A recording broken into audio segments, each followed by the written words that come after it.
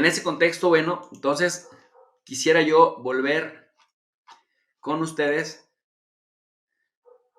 a hablar sobre los puntos claves de esa negociación, porque ahí es donde me parece que se pierde de vista, porque los medios de comunicaciones occidentales han estado desarrollando una campaña brutal, una campaña tremenda, antirrusa, para poder justificar sanciones a Rusia. Porque también otro problema con el caso de Rusia, mis queridos alumnos digitales, es que una guerra también implica bloquear la cadena de suministros. Y si se bloquea la cadena de suministros, o sea, se bloquea la producción, se bloquea la distribución de alimentos, se bloquea la distribución de medicamentos, la provisión de servicios como la luz eléctrica, como el gas, como pues las gasolinas. Entonces las economías se desajustan y entonces se inflan los precios. Y entonces también se apuesta mucho a la especulación porque se sabe que con las guerras, pues económicamente los modelos económicos tienden a quebrar, los modelos económicos de los países en contienda, porque las economías de guerra en el momento del conflicto se vuelven deficitarias.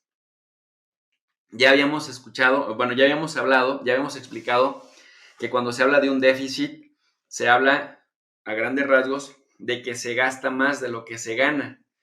Es decir, que tus egresos, tus gastos son mayores que tus ingresos. En una guerra se gasta más en los esfuerzos de guerra y como se rompe el ciclo productivo, se afecta la cadena de suministros.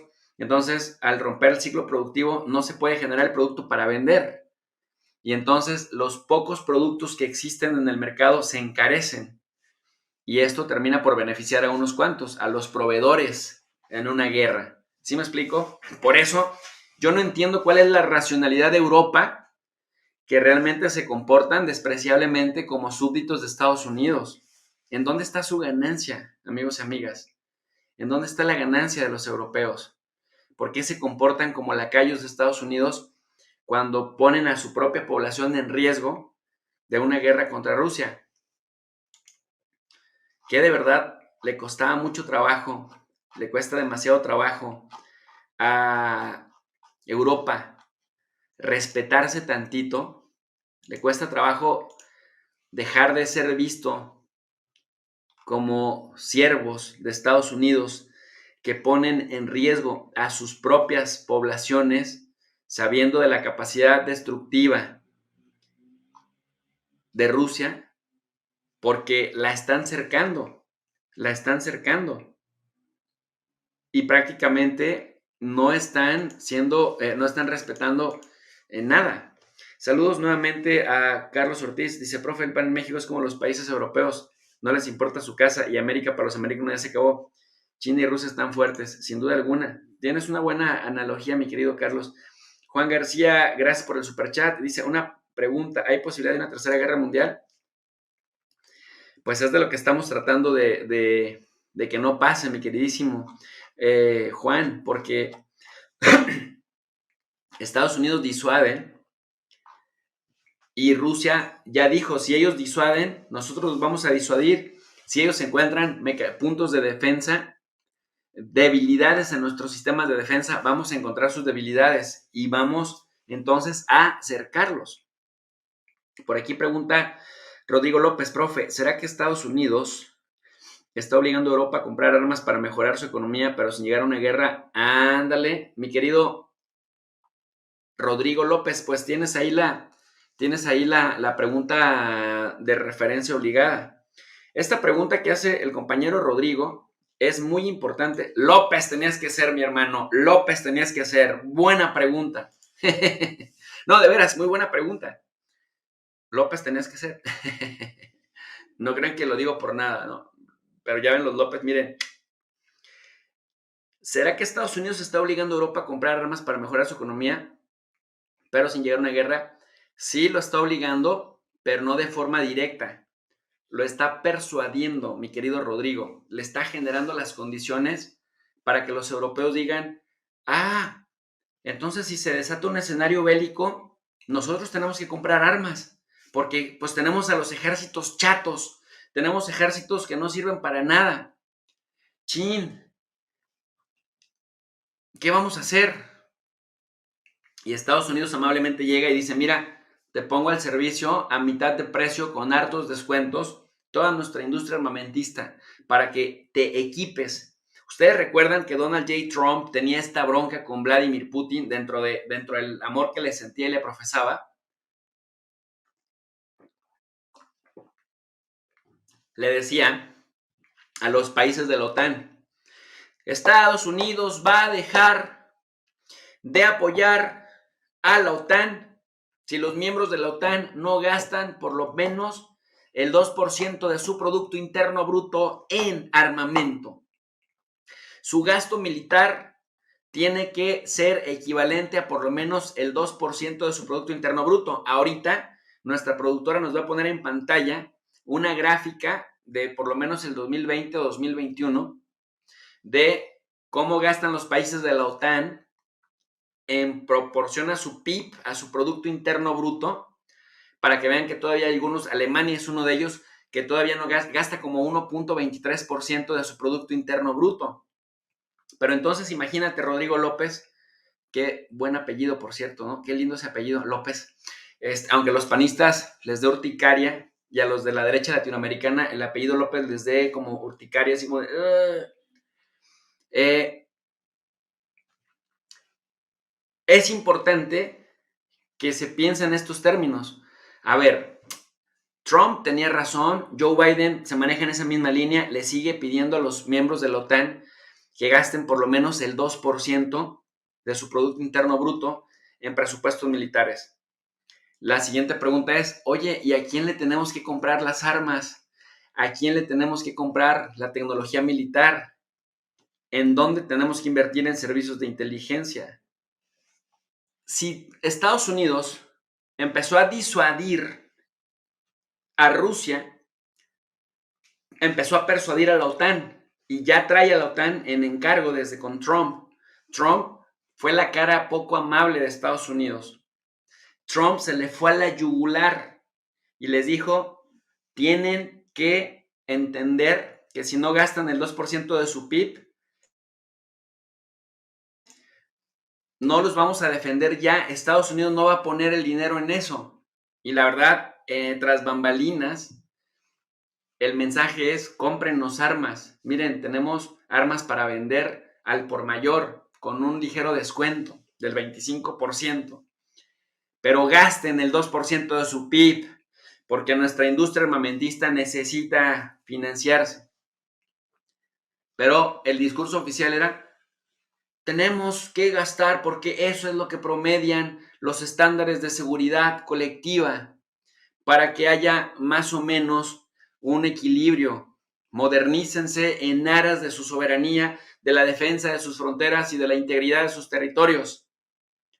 ¿Quién, como por ejemplo ahora con la vacuna, cuál es el criterio para dejar por fuera CanSino Bio de China y a Sputnik V de Rusia? Pues que son de China y de Rusia. No hay un objetivo científico y técnico.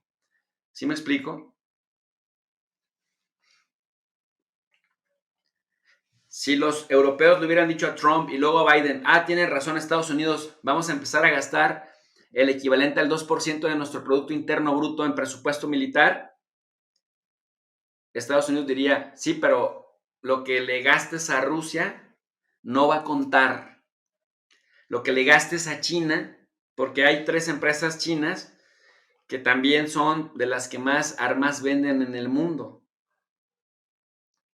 Entonces, sí, volviendo a la pregunta de Rodrigo López, efectivamente Estados Unidos trata de convencer a los países europeos, tanto a los que pertenecen a la OTAN principalmente, como a los demás, los tratan de convencer de comprarles armas. Miren, aquí está una gráfica de nuestros amigos del orden mundial, de los países que dominan el gasto militar mundial. Miren en porcentaje del Producto Interno Bruto lo que gasta Estados Unidos.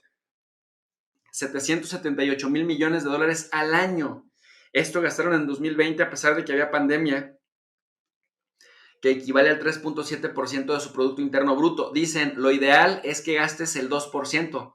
Miren que China gasta 2 veces 2.5 menos y esto equivale a 1.7% de su Producto Interno Bruto. Si Estados Unidos gasta 778 mil millones de dólares al año, China gastó 252 mil millones, pero por la economía china esto equivale únicamente al 1.7% de su PIB. India gastó casi 73 mil millones de dólares y esto equivale a 2.9% de su PIB. Rusia gasta, gasta 11 veces menos en presupuesto militar que Estados Unidos, imagínense. Pero eso equivale al 4.3% de su PIB. O sea que a China todavía le falta gastar más para llegar al 2%, y la India y Rusia están muy por encima del 2% sugerido. Reino Unido gastó casi 60 mil millones de dólares y con esto está en el 2.2% de su gasto. Pero vean Arabia Saudita. Arabia Saudí gastó 57.500 millones de dólares y esto representa el 8.4% de su PIB, muy por encima del estándar del 2%. Pero Alemania no. Alemania, por el contrario, está muy por debajo de lo que debiera gastar y aún así gastando 52 mil millones o casi 53 mil millones de dólares del 1.4%. A estos, Trump los traía de encargos, incluso los llegó a amenazar con retirar las fuerzas de Estados Unidos. Ahorita, observen esto en el año 2020, que fue el año duro de la pandemia. Bueno, ahora está siendo el año duro de la pandemia también, pero ya estamos vacunados. Pero en esta época, sin vacunas, estaba la paranoia. Entonces, en conclusión, Francia sí cumple con el estándar del 2%, pero Alemania no. Japón tampoco. Corea del Sur ya lo rebasa. Italia tampoco. Australia lo pasa. Canadá todavía no cumple con esto. Israel está sobrevaluado 5.6%. Brasil no, 1.4%. Turquía 2.8% de su Producto Interno Bruto. O sea, está muy por encima. Pero España no. Vean los europeos, Solo Francia cumple con el estándar, pero no Alemania, no Italia. Italia 1.6%. Turquía sí. Turquía jugaría más del lado de Rusia. España no, 1.4%. Polonia 2.2%, pero los Países Bajos 1.4%. Ergo, los países europeos en este momento no dan el ancho para una guerra. Son datos de estatista. Ahora vamos a ver los datos del año 2021. ¿Cuál es el gasto en defensa de los países de la OTAN? Les estamos dando aquí la información al detalle, mis queridos alumnos digitales, porque ustedes merecen el mejor análisis del mundo y no solamente opiniones y no solamente alguien que se echa porras durante la transmisión, sino datos que ustedes puedan hacer captura de pantalla, que puedan ir escribiendo, que puedan ir haciendo sus matrices, que puedan ir haciendo sus relaciones, sus propias gráficas, hagan un screenshot y vayanlo pegando en sus archivos para que lo vayan entendiendo y lo vayan estudiando, porque esto es muy importante. Saludos a Divina Kiri Arámbula, gracias por el super sticker, mi querida Divina, gracias por estar al pie del cañón, siempre apoyando este espacio educativo. Entonces, Estados Unidos, ojo, insiste, tienen que gastar el 2% de su Producto Interno Bruto en el gasto de defensa, porque Estados Unidos ya no le va a gastar a la OTAN. Y entonces los países europeos dicen, no, espérame, ¿cómo los puede obligar a Estados Unidos a comprar armamento? Si no lo hace directamente, porque ya no le funcionó, entonces arma un desmadre en contra de Rusia, arma un problema en contra de Rusia, y entonces ahora sí los países europeos, cuando ya está al pie del continente una guerra, entonces ahora sí empiezan a gastarle. ¿Y quiénes creen que son los proveedores? Pues las empresas de Estados Unidos. ¿Sí me explico? Dice por aquí mi querido Carlos Ortiz, a quien mucho le agradezco nuevamente el superchat. Republicanos y demócratas son lo mismo. El Deep State manda, The New World Order se les cebó. Pues es que hay un problema que las empresas, las grandes empresas, los grandes corporativos del armamento en Estados Unidos y el National Rifle Association le gastan muchísimo dinero al cabildeo para presionar tanto a demócratas como a republicanos que se mantenga activo el flujo de armas. ¿Sí me explico? Entonces, al estar presionando a republicanos y a demócratas, les están soltando también su lana. Hay unas figuras que se llaman PACs, Political Action Committees. Los Political Action Committees, comités de acción política, de acuerdo a la ley estadounidense, sí tienen permitido contribuir económicamente. Los PACs, no los PAC, sino los PACs, Political Action Committees, sí tienen permitido financiar campañas electorales. Entonces, estas campañas electorales los obligan prácticamente a, oye, candidato, si te quieres reelegir o congresista o senador, tienes que aprobar la defensa de la segunda enmienda constitucional y el derecho de las personas a portar armas y el derecho de las empresas a proveer de armas a los estadounidenses y puede ser que al mundo. Y entonces viene la amenaza desde arriba. A todos nuestros aliados de la OTAN tienen que gastar por lo menos el 2% de su Producto Interno Bruto. Si los aliados dicen, no nos interesa gastar tanto dinero en armamento. Ok, entonces tensamos una relación, recurrimos a la vieja confiable, y la vieja confiable es Rusia.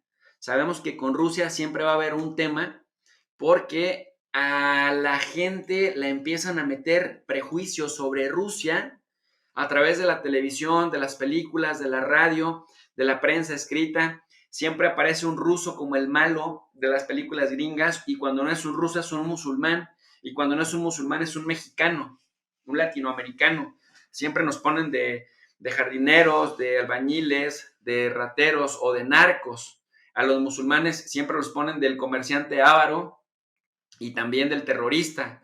A los rusos siempre los ponen como los saboteadores y como pues los grandes militares, los grandes contrapoderes que van a atentar en contra de la cultura occidental, blanquita, bonita, moderna, en donde te ponen así el heroísmo y el patriotismo de estos que con su bandera de barras y estrellas van por ahí salvando al mundo y llevando valores democráticos ante todo. Bajo el ¿no? Y bueno, pues entonces, cuando ya creas una situación tensa, entonces los países europeos y los países que pertenecen a la OTAN dicen, no, ¿sabes qué? Sí, tengo que invertirle más al presupuesto militar. Y entonces, bingo, se hace el negocio.